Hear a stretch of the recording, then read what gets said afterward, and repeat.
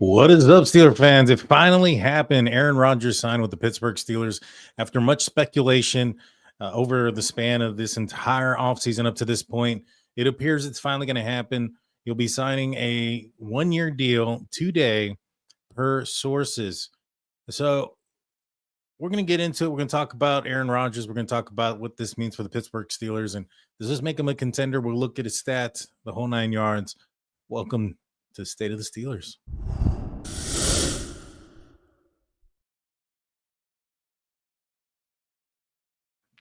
So after weeks of waiting, the 4-time NFL MVP is signing a 1-year deal with the Pittsburgh Steelers, per sources. Now, we don't know how much money it is. We'll find out today once he does finally put ink to paper and signs the big deal. Yeah, I know he's mentioned in the past somewhere around $10 million a year is what he's willing to play for. I doubt that's going to be the case. I think the Steelers are going to have some respect for him and show him respect.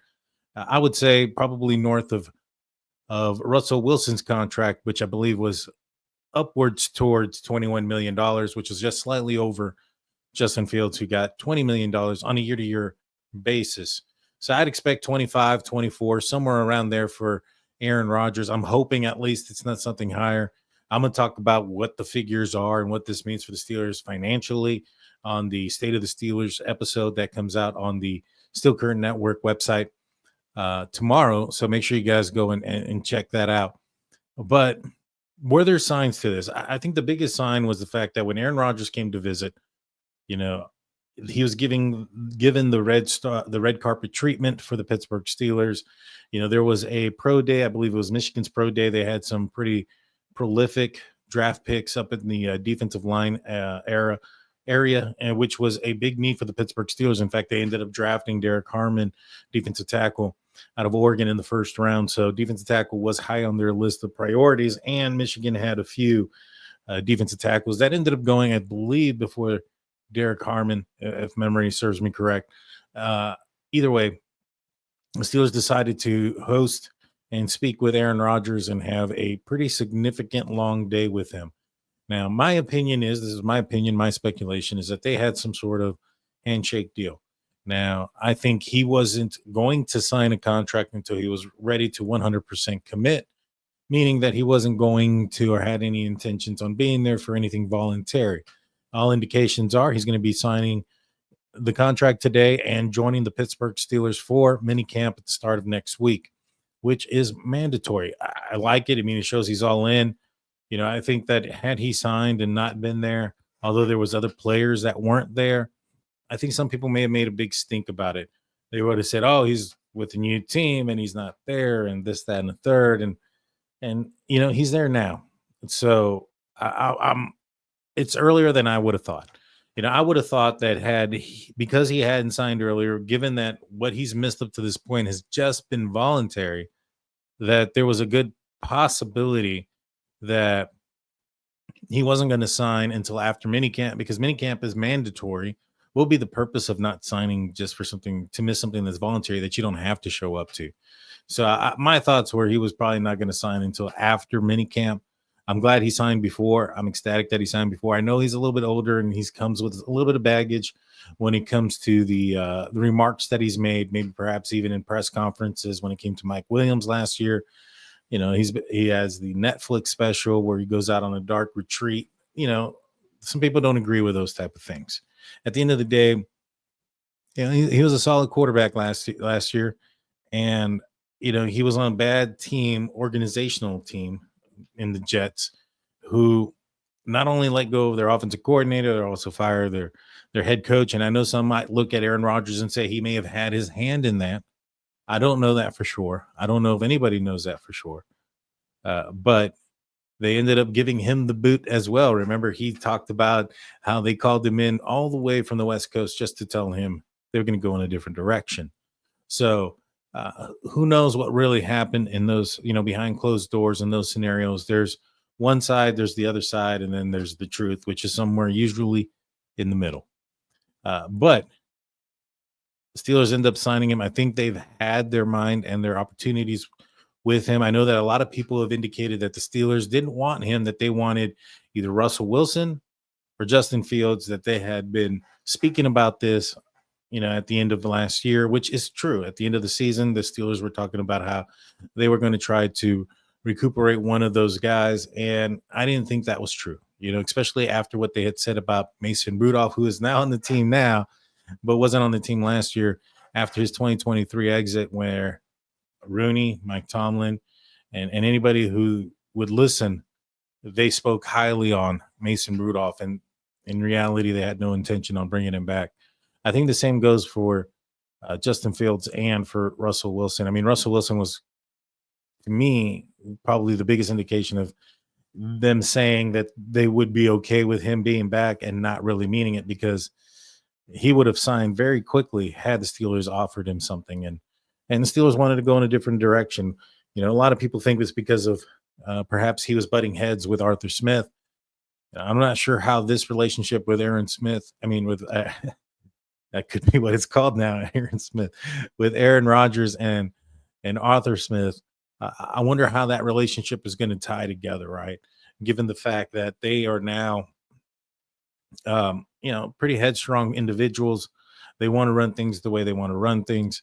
And Aaron Rodgers has the accolades and the hardware. But I digress. So to me, when people say, well, they didn't really want him, they wanted Justin or they wanted somebody else, I don't think that's the case. I think the Steelers wanted a quarterback for 2025. That's going to be the Steelers quarterback for 2025. That's going to give them a good opportunity to win without the expectation of being the quarterback in 2026 or further or beyond. Now, if Aaron Rodgers goes out there and lights it up and the Steelers, get all the way and go the distance and win the Super Bowl, and he wants to come back for another year, I still fully expect the Pittsburgh Steelers in drafting a quarterback next year, but I do think they'd probably be open to the idea of bringing him back for another year to run it again if he's capable, able, and not injured and those type of things. Again, he'd be another year older, so 42, which is not the oldest quarterback that's been in the game. Tom Brady went to, I believe, 45. So Aaron could still have a couple more years. I don't think so, but he still could.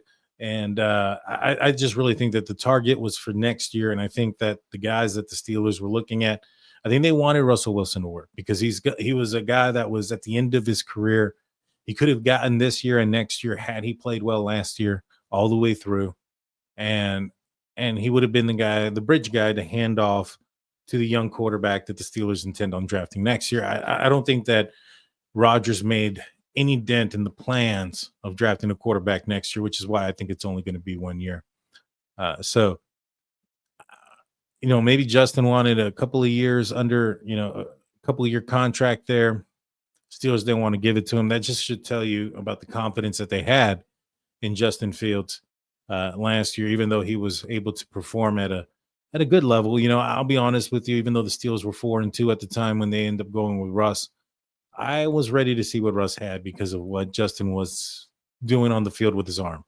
I know that some of the plays got called back for holding. Broderick Jones had a few unfortunate plays that were called, but yeah, I'll be honest, I was ready to see Russell Wilson in there, and it was a breath of fresh air when he got in for a little while, and then for whatever reason, whether it was because of the disagreements between him and Arthur Smith, or whether it was because defenses figured him out that he was a home run, or he was a bunt kind of guy where he was going to drop off the throw it to the running back or somebody underneath, or he was going to go for the home run or the touchdown pass down the field. So maybe it was one, the other, or a combination of both. It just didn't work out, and I don't think the Steelers wanted to see they didn't want to deal with it anymore. So now here comes Aaron Rodgers.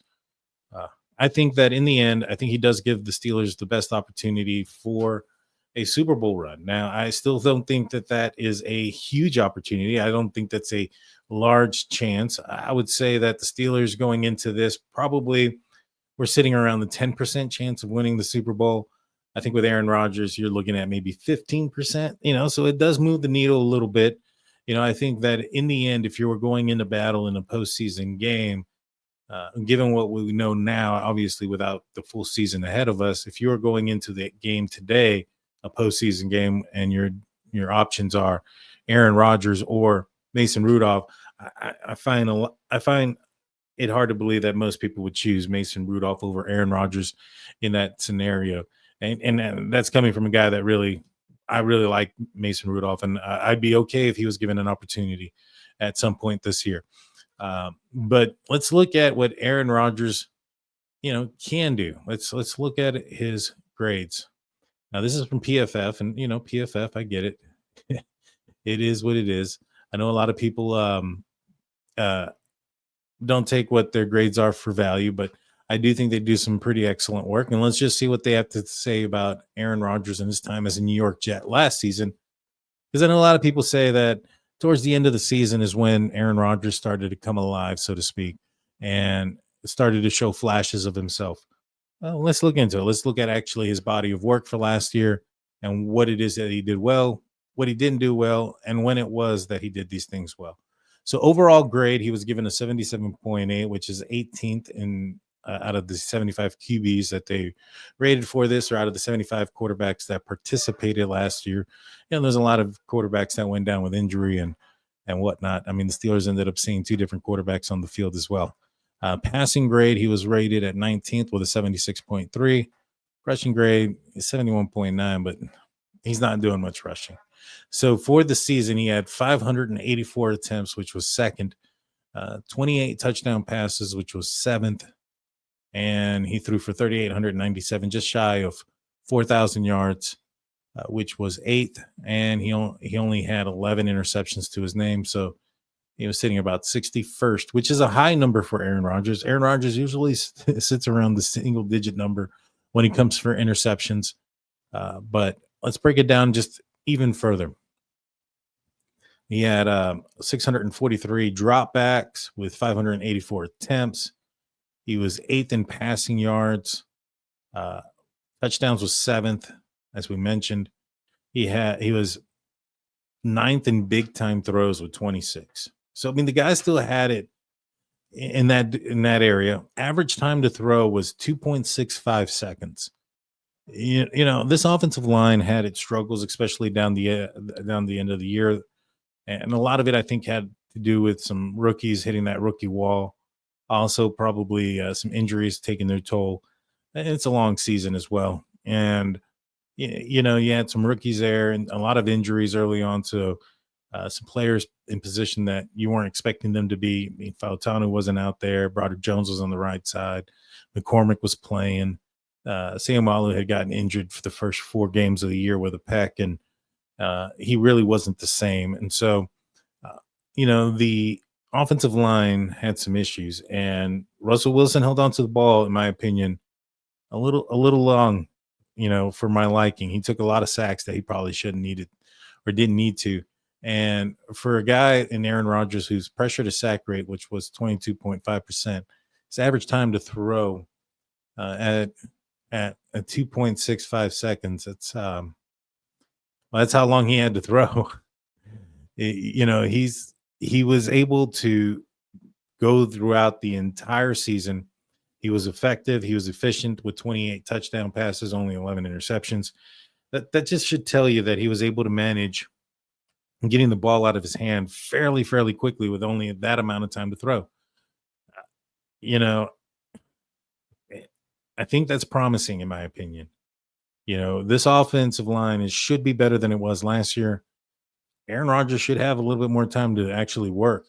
I think that may have been a big problem with the New York Jets. And maybe perhaps having him out there and his ability to get the ball out of his hand quickly with a better offensive line could show some better numbers for Aaron Rodgers. Now let's look at his premium stats. Now this is going in and breaking down, week by week. And these are his grades here. Offense and passing. That's what I really want to look at. And touchdowns and interceptions. And so early on, I mean, offensively, he was doing pretty good against the 49ers, kind of dipped down against Tennessee, back up against New England, not too bad, right? Then he has one bad game against Minnesota, but, for the rest, he's in the green, halfway through. And then he has around week 10. That's when he starts to stumble a little bit between Arizona, Indianapolis, and Seattle. And during this time, he only throws 1 interception. He throws 4 touchdowns.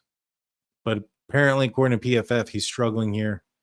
The one game that he had against Minnesota that he struggled a lot, he threw 3 picks. So a lot of interceptions there. And then he does well against Miami and against Jacksonville. And then he struggles again down at the end of the season against Buffalo and Los Angeles, where he throws another 2 picks against Buffalo. So, I think he did good against Miami, Jacksonville, and again against Miami, who were struggling at that point. Jacksonville as well. So those aren't the best opponents to really be looking at. And if you kind of look at the way, this is just me being honest, guys. I like Aaron. I'm glad that he's on the team. I'm going to root for him. But honestly, I mean, this looks like outside of a couple of poor teams he was playing at the end, it looks like he was doing a lot better at the beginning of the year, and then it kind of just tailored off towards the end.